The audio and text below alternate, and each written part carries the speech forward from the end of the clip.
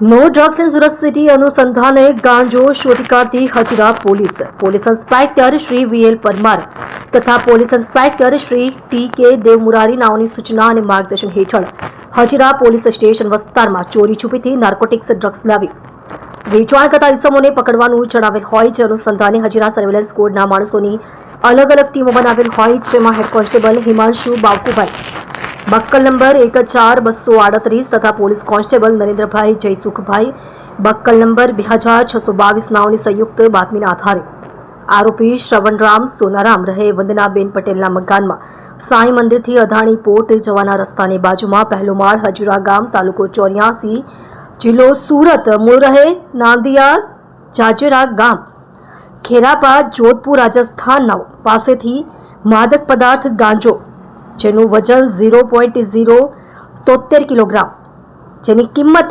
₹730 તથા mobile phone નંગ 1 કિંમત ₹10,000 તથા એક કાળા કલરની બેગ કિંમત ₹150 મળી કુલ્લે ₹10,880 ની મત્તાનો મુદ્દામાલ સાથે પકડી પાડી પ્રશંસનીય કામગીરી કરેલ છે.